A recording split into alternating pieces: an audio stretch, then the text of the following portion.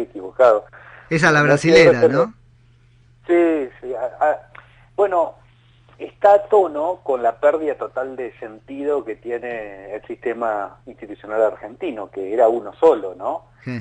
De tener una república constitucional tiene un sentido para una determinada forma de gobernar que está fundamentalmente basada en la defensa de los derechos de las personas. ¿Te acordás que la Constitución original daba el número de ministerios? Después se lo sacaron. Claro, porque la cuestión es acá llevar a cabo un programa mínimo. ¿Por qué? Porque la gente es libre. Uh-huh.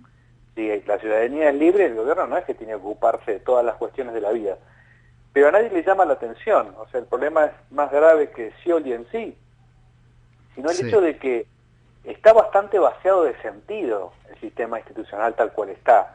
Es mucho más lógico, ya cuando se piensa en 20 ministros, sería mucho más lógico tener una monarquía absoluta, ¿no? Y entonces preguntarse por, no sé, por los rasgos de nobleza de Scioli. Me parece que el objetivo de los 20 ministerios es generar empleo público en muchos casos. Claro, también.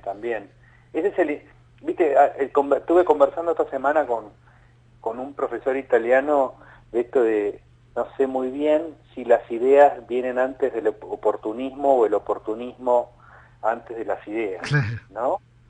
Pero sí, ese es el incentivo probablemente para haber roto todo el sistema institucional. Pero fíjate que lo que buscan, además de que consiguen empleo, es transmitir la tranquilidad. Mirá de todo lo que se va a ocupar Scioli. Sí, ¿no? cuando lo que debería transmitir es intranquilidad. Mirá todas las cuestiones que tiene.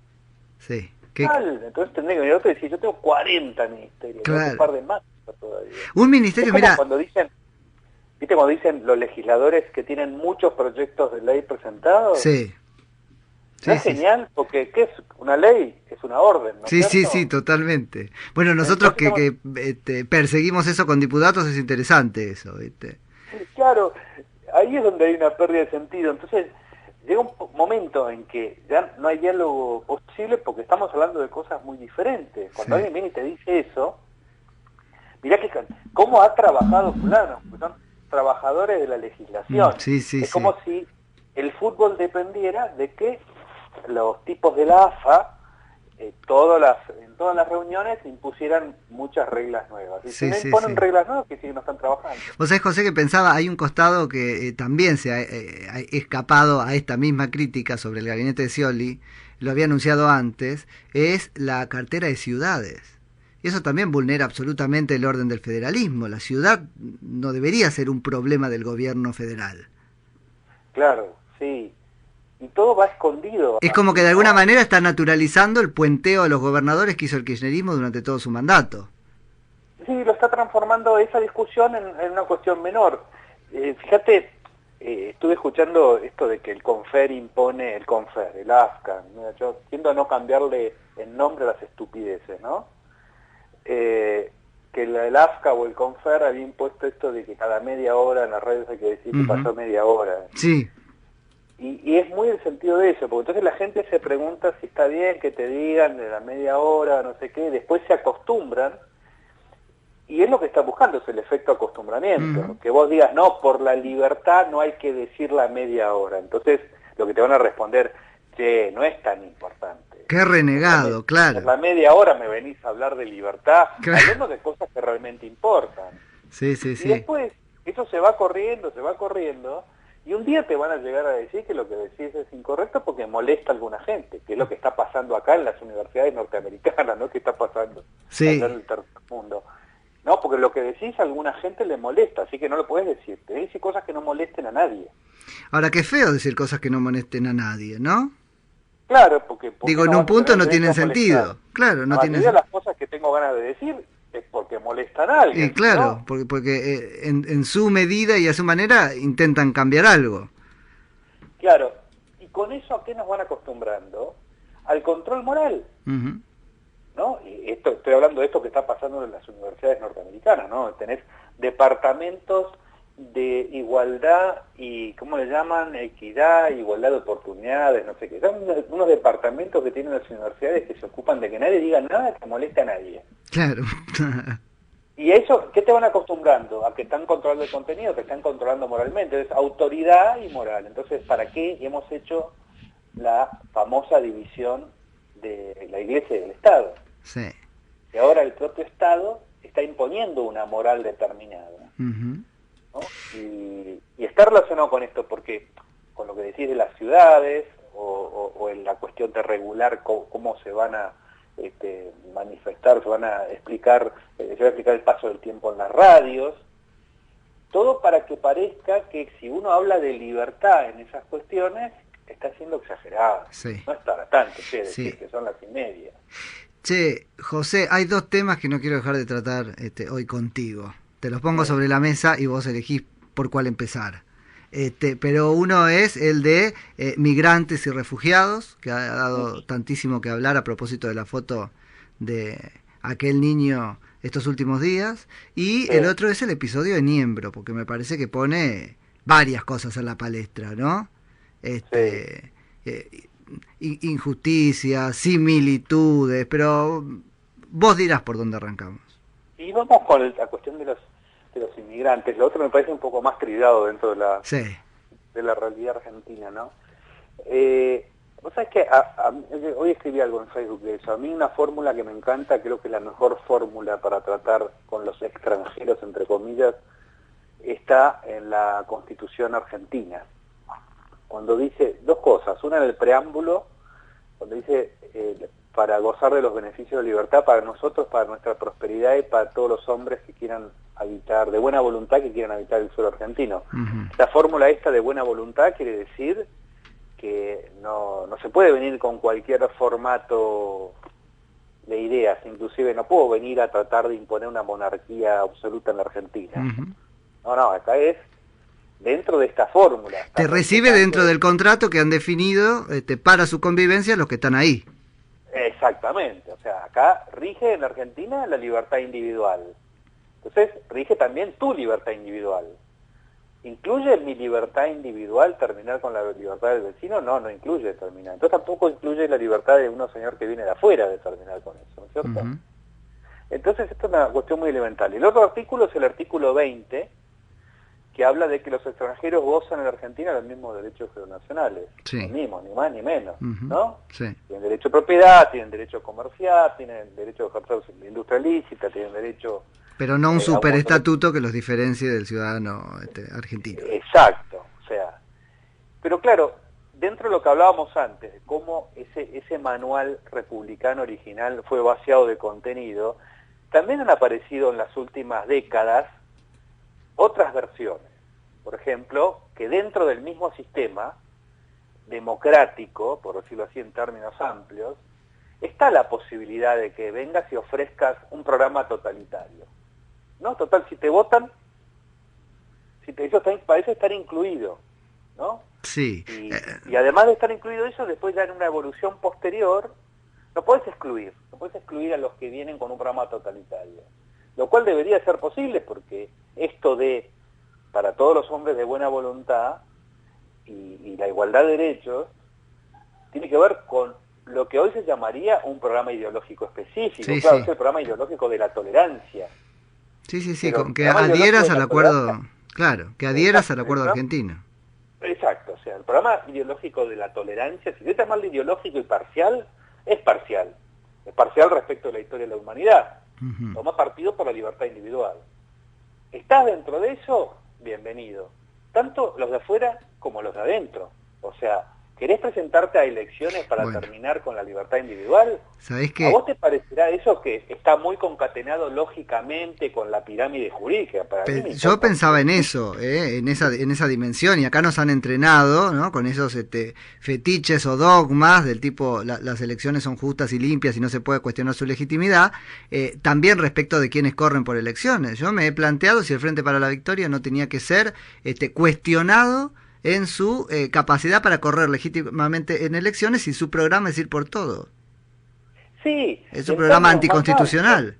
En términos más amplios, por lo menos que nosotros tengamos la dignidad de reconocer que no tenemos ninguna ganas de entrar en esa competencia con el Frente para la Victoria. O sea, yo no quiero votar, ¿viste esa idea de la democracia son 2 lobos y una oveja votando para ver qué se va a comer. Sí. Esto es un absurdo. No. Si yo soy la oveja, no voto con el lobo, ¿no? Esto no. Lo primero es, acá no hay lobos, somos todos ovejas. No tenemos que ser ovejas, pero digamos, para seguir con el ejemplo. Sí. Entonces, a mí me parece que ya hay muchas capas de pseudo tolerancia, que es la tolerancia a lo intolerable, en nuestra historia institucional, en la de Europa y en la de Estados Unidos, que es a lo que es el mundo al que nosotros pertenecemos, y que esto ha traído ya un poco de desorientación en cuanto a cuál tiene que ser también la política migratoria, ¿no? Entonces, después de eso ha venido el proteccionismo laboral, ¿no? Que la gente cree que el extranjero quita trabajo. Eso es una estupidez, como creer que los productos importados van a hacer fundir a la industria nacional. Pertenece al mismo tipo de pensamiento económico equivocado, sobre cuyos detalles no voy a entrar, pero en la Argentina existe la libertad de comercio. Un señor extranjero viene, puede competir conmigo en un determinado puesto laboral, como puede compartir otro argentino, no importa. Se supone que va a sumar riqueza, y ese sumar riqueza también va a demandar trabajo. O sea, la riqueza se multiplica, porque si no, los argentinos que estaban viviendo antes de las grandes olas migratorias se tendrían que haber quedado todos sin trabajo, y parece que eso no pasó, ¿no es cierto? Entonces, si no tenemos esa experiencia, tenemos que darnos cuenta de que hay una falacia ahí. Sí. Entonces, el proteccionismo laboral es otra cosa que distorsiona la política migratoria, porque yo ya no me pregunto por la buena voluntad, sino que me pregunto por mis prejuicios laboralistas falsos. Sí. Y después, tercera etapa, viene esta idea del multiculturalismo, que también es otra cosa extraña, según la cual la pluralidad llega a un punto tal en el que también está incluido dentro de eso cualquier característica de un sistema de vida. Entonces parece que yo me tengo que adaptar a que hay un grupo de señores que le compran y venden mujeres y los obligan a andar con la burka por la calle, y entonces, como están pidiendo ahora algunos refugiados en Suiza, que se quite la cruz de la bandera suiza porque eso los ofende. Bueno, claro. ¿No? Ahora, ¿cómo unimos todo esto en una especie de sentencia, para colmo es la palabra que se me ocurre, ¿no? Nada más política, arrogante. De política de refugiados, ¿sí? Claro, para porque es unir dos extremos, ¿no? O sea, absoluta libertad para que como individuos podamos ir a donde queramos, por un lado, pero por el otro no podemos hacer cualquier cosa, ni querer cualquier cosa hacer en el lugar al que vamos. Absolutamente, lo definiste muy bien, porque además, como individuos vamos a donde queremos, hacemos contratos con quienes queremos. Yo voy de turista o a trabajar en un hotel en no sé dónde. Estamos trasladando como individuos.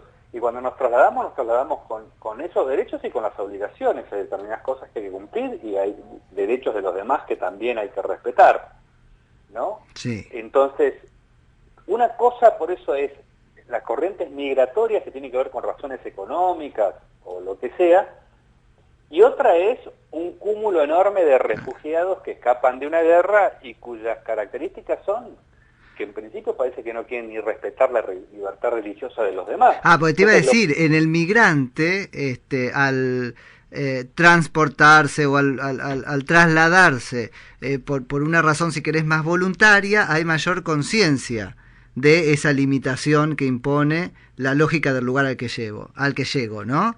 En el refugiado no, por lo mismo que se va obligado, no quiere dejar allí cosas que no son propias del lugar al que voy. Claro, y las quiere imponer.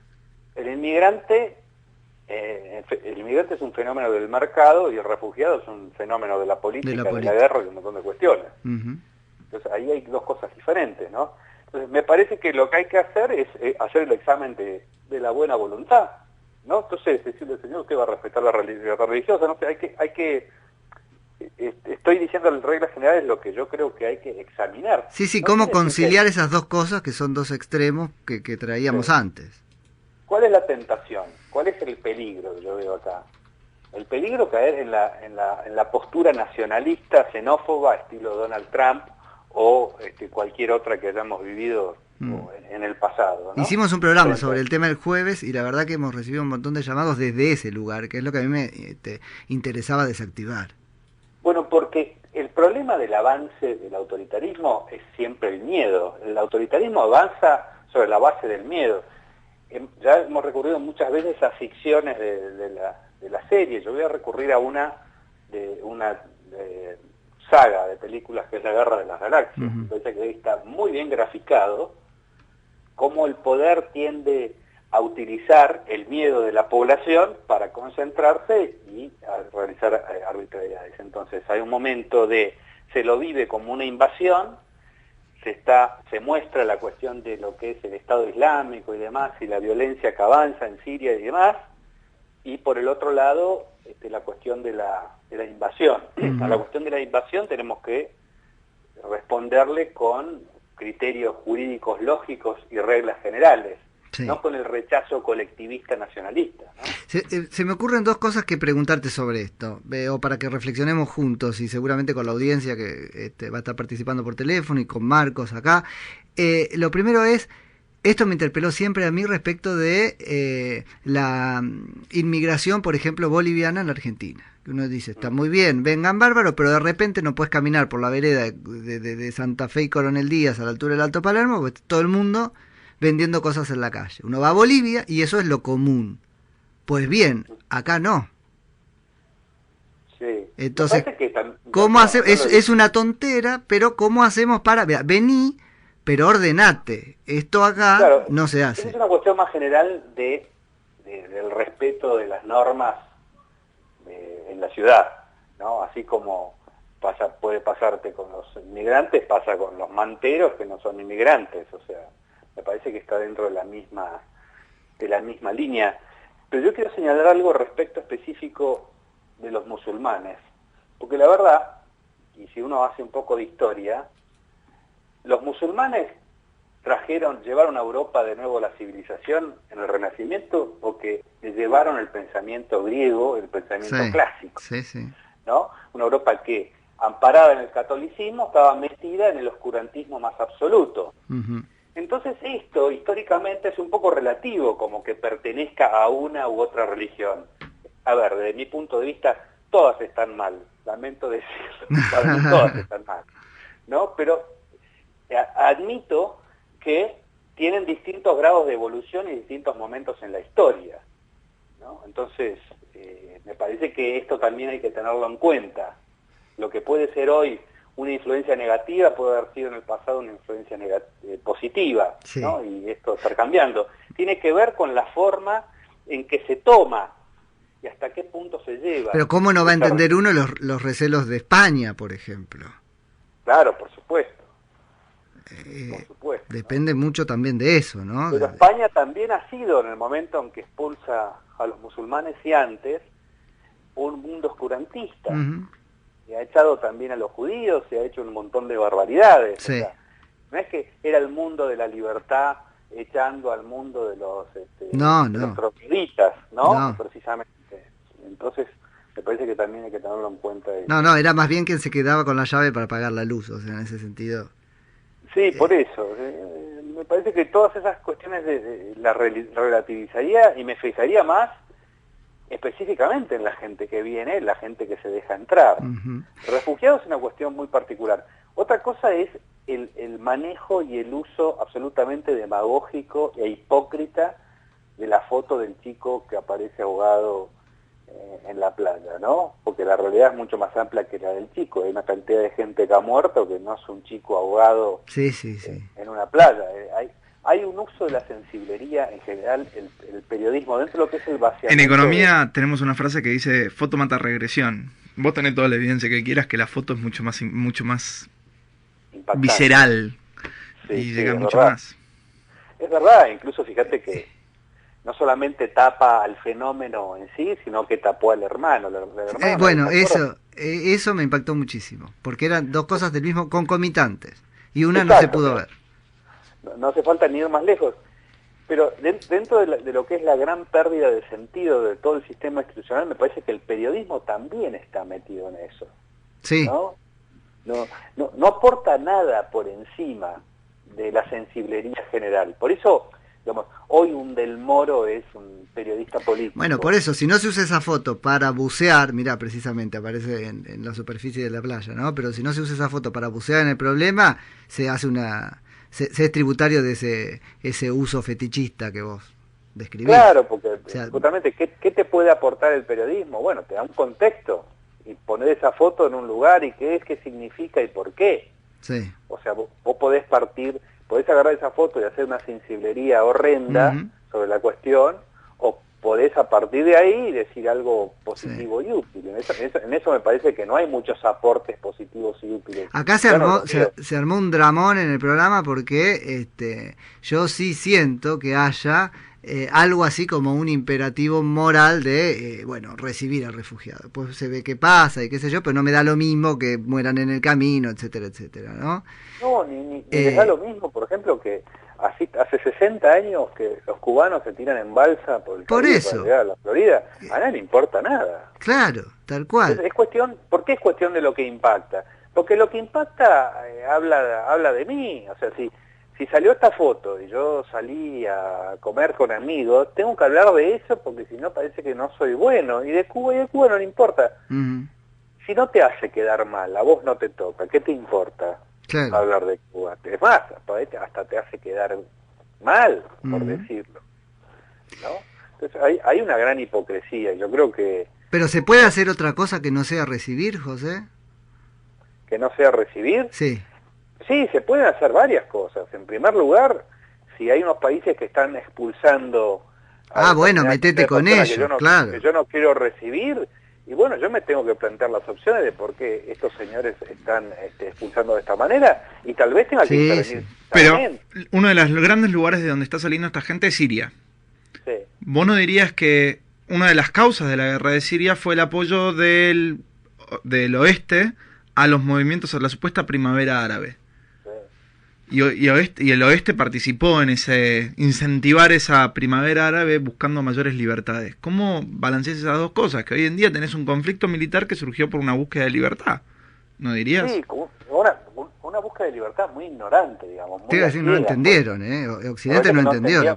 Con quienes estaban tratando, de nuevo. No estaban tratando con los de la buena voluntad, estaban tratando con unos salvajes. No, pero fue después. ISIS entra después en el conflicto. No, ISIS aparece después. Pero la hermandad musulmana era la hermandad musulmana antes de ISIS.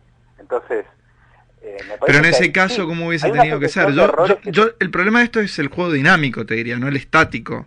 No cómo haces ahora para solucionar este problema, sino cómo haces para solucionar estos problemas en general, porque sale de una crisis justamente que se buscaba la democracia, supuestamente. Claro, que yo creo que ese es el error. No hay por qué buscar la democracia, si estábamos hablando antes. Hay que buscar la libertad y la vigencia del derecho. Son dos cuestiones diferentes, ¿no? Porque si votamos a los argentinos que ganan los Kirchner y son dueños de tu vida, lo que no admitimos hacia nosotros tampoco tenemos que admitirlo hacia afuera. O sea, no tenemos que luchar para que prevalezca el número en el mundo. Se supone que si vamos a hacer un esfuerzo tiene que ser para que prevalezca la libertad y el respeto del derecho y la paz, no el número. Entonces, acá es donde me parece a mí que está el error de esa política exterior, que está basada, yo lo resumo de esta manera, para mí este error viene de la Segunda Guerra Mundial, el error de Medio Oriente de la primera, pero el error viene en que ha crecido, por el horror y del nazismo y demás, la doctrina de la defensa de la humanidad como humanidad, y no de la defensa de la libertad en sí, que es lo que nos da seguridad y paz. La única paz posible es la paz de la justicia, la paz del derecho, que es la paz de las reglas, ¿no? Entonces, la paz del número no existe, porque el número puede imponerse sobre las minorías y aplastarlas. Entonces, bueno, eso sí. Pero las reglas las decide la mayoría. En la regla de decisión, ¿quién define cuáles son las reglas? Es lo que te define la democracia, básicamente. No, las reglas no las define la mayoría. Las reglas responden a principios de justicia. Porque si uno dice, voy a vivir absolutamente bajo las reglas de la mayoría, eso es una rendición. Eso no estoy diciendo eso, lo que digo es, el proceso de elección de reglas hay que definir uno. Digo, esa es la democracia, por eso yo me refería en eso. No, es que en el proceso de prohibición, de elección de reglas, tiene que haber ciertas prohibiciones, esta es la cuestión. No, estamos de acuerdo. Bueno, Hay derechos que no... pero tampoco estaban en los otros lugares anteriores, es lo que digo. Quiero decir es, antes del proceso de selección de normas está la Constitución, está estos son mis derechos. Después viene cómo selecciono las normas que no van a violar mis derechos. Ahora, yo no me someto a ningún proceso de selección de normas que incluya que puedo llegar a perder mi libertad. Bueno, el otro día en una discusión de sábado a la noche con amigos, qué sé yo salgo con una cosa como esta. Esa norma no me obliga. Es un poco lo mismo. Esa norma del Congreso Argentino a mí no me obliga. Por supuesto que no. Y me dice, pero vos sos loco, ¿cómo estás hablando de la...? No estoy... Bueno, esto me parece que interpela la convicción última que tiene cada uno de nosotros sobre dónde reside el derecho.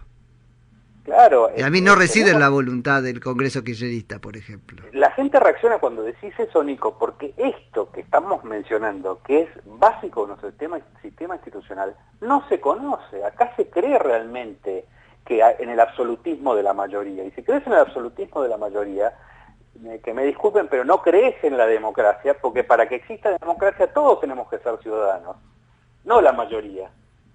Entonces, para ser ciudadanos tenemos que tener nuestros derechos, libertades y demás. Además, si querés, la democracia ya parece como... Es muy interesante porque es paradójico o paradojal. Sería la regla de la mayoría, nada más que limitada a un mecanismo para elegir. Ahora, en tanto gestión, es ensalzar la posibilidad de sobrevivencia de las minorías. O sea, absolutamente. Es como A y B al mismo tiempo. Es de la menor minoría que es el individuo. Claro, bueno. Si no hay individuo, no hay ciudadano. Si no hay ciudadano, no hay democracia. Ya es un problema lógico. Entonces, hay algo más que la regla de la mayoría. La regla de la mayoría viene después de que soy ciudadano. Entonces, a mí no es que me preocupa que no digan, no, esto lo podemos discutir. Claro que lo podemos discutir. Lo que me escandaliza es que crean que estamos diciendo una cosa totalmente tirada de los pelos. Ahora, ojo, José, porque lo hemos hablado 1000 veces en Identidad, me acuerdo, nos están llevando, y sobre todo con la CLO antes, nos están llevando a tener esa discusión como si se pudiese cristalizar un nuevo estadio constitucional en la Argentina modificando el texto de la Carta Magna. Tampoco me obliga a una constitución nueva que niegue mis derechos como individuo. Absolutamente, porque ni siquiera podría ser caracterizada de constitución. Bueno, ahí vamos. Es una cosa además, que entronca con otra cosa que no tiene que ver con el derecho, sino con la justicia, o con los derechos. Pero fíjate, esto que estamos hablando, ¿por qué es tan importante en relación inclusive a la cuestión migratoria o a la cuestión de los refugiados? Porque a mí me parece que uno de los problemas occidentales más típicos de este momento es la desorientación en cuanto a cuáles son los valores de lo que estamos hablando, ¿no? Nos queremos que nos invadan otros valores. ¿Y los nuestros cuáles son?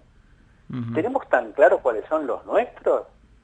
¿Hay una idea bastante clara de cuál es la libertad? No, yo creo que ahí está... El que gana en el gobierno por el simple azar del momento de poder constituir una mayoría es un rey absoluto sobre todos nosotros. Si nosotros no tenemos claro eso, no tenemos claro de si somos libres o alguien tiene que cuidar que no digamos cosas que ofendan a los demás, o que hay que proteger la libertad o hay que proteger la igualdad, la antidiscriminación. ¿Occidente qué es? ¿Es Jefferson o es Lubertino? Claro. Vos estás dando la respuesta, Si yo tengo tanto miedo de que venga un otro, es porque en el fondo sé que el otro, por injusta que sea sus reglas, puede imponérmelas. Es decir, no tengo tan claro que nada puede horadar mi esfera de libertad, por ejemplo. Tal cual, hay un relativismo tal de este lado para determinadas cosas que por supuesto el extraño da mucho más miedo, porque más o menos las cosas siguen funcionando de este lado del mundo por la hipocresía, ¿viste? Que la hipocresía es como que temo, me va a hacer usar una burka, por ejemplo, ¿no? Exacto, ¿y qué respuesta tengo a cuando me hagan usar una burka? Si por ahí lo decide con un organismo que ha sido designado de acuerdo a una ley que ha sido votada por la mayoría. Sí, por ahí pasan a ser mayoría, que es el gran terror que está viviendo Europa, digamos, puramente porque numérico. Hasta ahora parecía que esto de la cosa del número, como yo estoy dentro de la mayoría, porque tengo un poco de miedo y no me quiero poner en contra de nadie, no me va a joder a mí. Y ahora cuando me digan lo de que hay que usar eso, ¿Qué tengo para decir desde la nueva perspectiva? Claro. No, bueno, pero me parece que el miedo no es que te obliguen a usar burka en Europa, sino el problema es que vas a la escuela y hay gente con burka. Sí. Y esa diferencia a la gente le molesta, ¿no? No me parece que no existe el miedo hoy en día que nos pasen por encima, sino que hay, por un lado, el hecho de decir qué se hace con mis impuestos, que es una de las principales peleas que hay en Europa hoy en día, y el otro es hasta dónde tengo que aceptar el otro. Porque vos decías antes, la regla cuando uno los recibe es que se adaptan a mis reglas. Yo en Francia, ¿tengo que permitirles usar burka dentro de las escuelas públicas o no? Bueno, es que no creo que sean las reglas de... Bueno, no serían mis reglas, no sé las de Francia. No, pero en Francia es uno de los problemas, que no les permiten usar ahora los cosos completos para ir al colegio. Sí, eso hace varios años que está así. Ahora, ¿está tan mal? Eso me parece pésimamente mal. ¿Qué cosa? Que usen lo que quiera. Pero el problema es no diría en las reglas, sino en la práctica, en la vivencia de Occidente, alguien que está tapado es alguien que puede hacerme mal. Bueno, no sé, porque también puede tener un cuchillo escondido abajo de un traje de James Bond. Sí, y seguro lo tengan, pero digo, ¿no es eso lo que está en discusión? No, pero a mí me parece que una cosa es que alguien vaya con una burka a un colegio que haga lo que quiera, otra cosa es que sea obligada por la fuerza a hacerlo, y una tercera cosa es lo que yo opine sobre eso. ¿A mí qué me importa? ¿Cómo van vestidos los demás? ¿En qué afecta a mi vida? Sí, yo creo que la discusión en Europa en este momento es eso, ¿no? Que el otro traiga su bagaje antes de imponérmelo, porque no hemos llegado a ese momento, eso por ahí es el último miedo, un miedo de segundo grado, es cómo convivo con él siendo él. Bueno, pero ahí lo que te estás previniendo es el momento en que te lo quieran imponer. Por eso. Y a mí me parece que esto para mí va más allá, no es solamente que el otro me quiere imponer, sino cómo convivo con el que tengo al lado, que es distinto. Pero otra cosa. Pero perdón. ¿Cuál es la diferencia con convivir con el otro que tengo al lado que es libertino? Bueno, ahí iba eso. ¿Se puede convivir con alguien que no quiere convivir, sino que es expansivo en su ideología por definición? Por eso, el problema no es que sea distinto a mí. Porque yo estoy queriendo convivir con un otro. Él no me concibe como otro, sino como un hereje, tal vez. Bueno, es que el problema ni siquiera es cómo me considere, sino qué es lo que hace a partir de ahí. Bueno, por supuesto, me considera y eso es motivo de su acción, digamos, claro. Cuando toca las puertas del gobierno y dice, yo quiero tal cosa, ¿no? Y hay una oficina del multiculturalismo, y la oficina del multiculturalismo termina imponiendo esto, me parece que el problema es la oficina del multiculturalismo. Y que el problema es la debilidad de las instituciones que ya están aceptando imposiciones que no corresponden dentro de gente que no viene de ningún lugar extraño, dentro de gente que viene de mi mismo barrio, que me va a imponer sus opciones. Pasó en Suiza con los minaretes, lo mismo que está pasando, ¿no es cierto? Que los prohibí. Yo pensaba en España también en un momento los Reyes Católicos dijeron ninguna torre más alta que la nuestra. Sí, los Reyes Católicos también son un proyecto de conquista interna. Claro. Esto es lo que hay que tener en cuenta también, ¿no? Y de conquista cultural y económica y de robo masivo. O sea, tampoco hay que ver eso, lo vemos desde la perspectiva actual, pero fue también un proyecto de violencia y de imposición de determinada forma de vivir. Claramente. José, ¿la seguimos el lunes? Dale. Un abrazo grande. Quedó lo de Niembro, no me olvido, el lunes te lo pregunto. Dale. Abrazo grande. Chau. Era José Venegas.